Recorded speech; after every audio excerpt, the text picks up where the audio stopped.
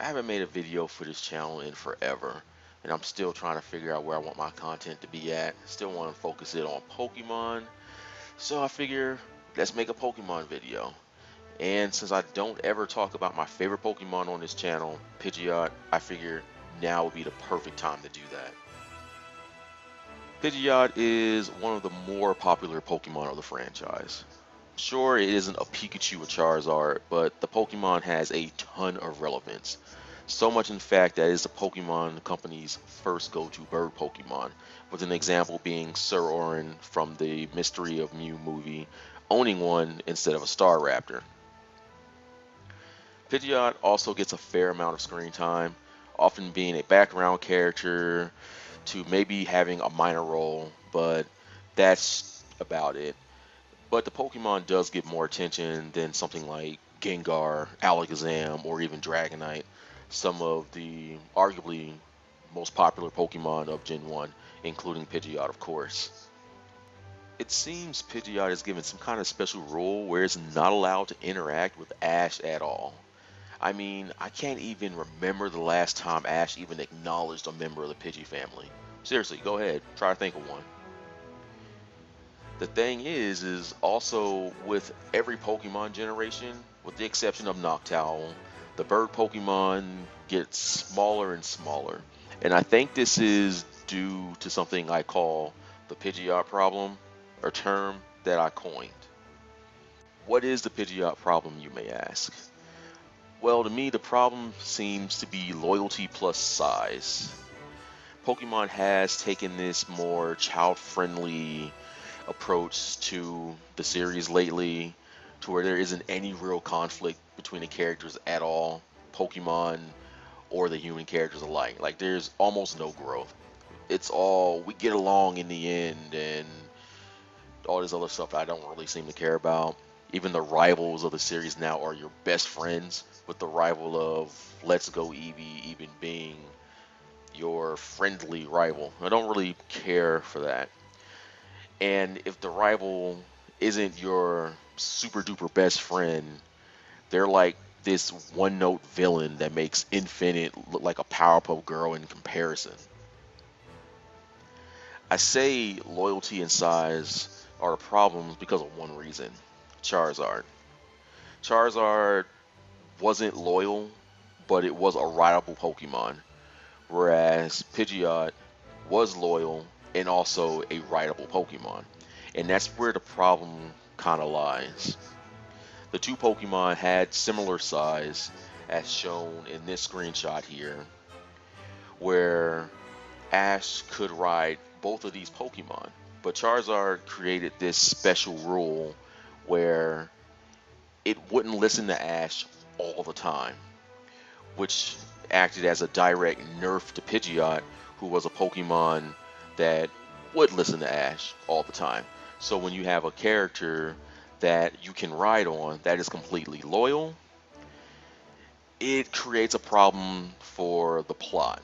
That simply being that Ash could ride Pidgeot anywhere he wanted, and you really can't have a show like that. This is also at a time where the writers didn't really know how to write for bird Pokemon, so they simply wrote Pidgeot off in favor of Charizard, who could technically fill the same role but was unruly, giving the writers more freedom to decide how they wanted the adventure to play out.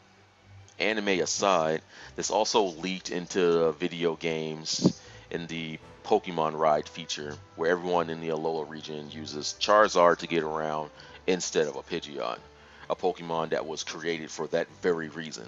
You know, put aside the insurance nightmare that it would be to have a Charizard riding around a tropical island that's prone to storms that would literally kill it over a Pokemon that was designed to fly through those things quickly and wouldn't be that big of a deal for an insurance company.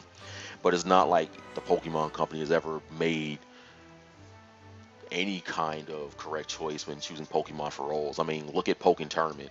Instead of putting Hawlucha in, they gave you a Pikachu in cosplay. And I didn't like that, so clearly they was going to have Charizard there for the sake of being Charizard. But when I heard about the I Choose You Pokemon movie, and I know this is old news at this point, I knew that I wasn't going to be seeing it because as a fan of Pidgeot, I just knew that they were going to find a way to just write it off completely, saying that Ash never had one. And of course, that isn't true. But I just always had in the back of my mind that they're going to find a way to just not include this Pokemon in at all. And I wanted to be wrong, but I knew I wasn't. It seems like they have completely removed Ash from owning a Pidgeot at all. And they didn't even reference that he even had a Pidgeotto, which is something that I felt some kind of way as a fan of the Pokemon, looking forward to not really nostalgia pandering, but just looking forward to seeing it again. It's like this Pokemon that the community loves will get some kind of attention, but that's not how it played off at all. Pidgeotto was a very important member to Ash's team. Keep in mind that he had his Pidgeotto his entire journey before he released it as a Pidgeot. He earned all 8 badges and fought in the Pokemon League with Pidgeotto. So all those people who say Pidgeotto didn't do anything memorable, I just got one question. Did you even watch the first season? Both Misty and Brock said on several occasions that his Pidgeot would risk his life to protect Ash. No other quality that his Pokemon had. How cool would it have been if Ash's Pidgeot in the I Choose You movie came out of nowhere to fight alongside him against Marshadow, without a single reference to it at all the entire movie. In the Pokemon movie with Volcanion and Magearna, how cool would it have been if Pidgeot returned to Ash to fight alongside him as Mega Pidgeot against the possessed Mega Pokemon of the bad guy teams? That would have been a huge win for the community because at least the Pokemon Company would have acknowledged the Western's world want for Pidgeot's return. This is why I say Pidgeot is in this odd limbo. It's one of the most well-loved Pokemon of the franchise, but the Pokemon Company seems scared of giving it any kind of relevance in the media for some unknown reason. They use it as a go-to Pokemon, especially for a bird Pokemon, forcing your first encounter in X and Y to be a Pidgey for the sake of nostalgia, but then completely disown it in Sun and Moon as a rideable Pokemon, something that would have been super appropriate for their role. When Ash returns to Kanto in the Sun and Moon anime, he doesn't even acknowledge the fact that he had a Pidgeot. And in I Choose You, they didn't choose to have Pidgeotto in at all, despite Caterpie and Pidgeotto both having history together. Because that Pidgeotto was going to make a meal out of that Caterpie, and then they later on became friends. Pidgeotto was a very big part of those memories. I know Pidgeot didn't have that much screen time, but there's no reason to assume that the Pidgeot wouldn't have been any different than Pidgeotto. I mean, it's not like they're not willing to change things. Damien, the owner of the Charmander that they use in the movie, I believe they're the same trainer. I didn't watch the movie, but he also didn't have a Lycanroc and Incineroar, so there's no reason why they couldn't had let Ash keep the Pidgeot or change the release of the Pidgeot or even had him go back for it. But I suppose that would have taken away from Charizard's spotlight, and God forbid we can't have that. We all got to have our Charizard fix, and the only reason I think they even included the Charmander in the movie was for the sake of having Charizard in it. It's also not like Pidgeot doesn't have relevance at all in the media. Many important characters of the series have a Pidgeot as their signature character or one that's important for the team. Example again being Sir Orin, who had a rather large Pidgeot that he used for transportation. Falconer, who had one consistently on all of his teams, and Blue, whose signature Pokemon was Pidgeot.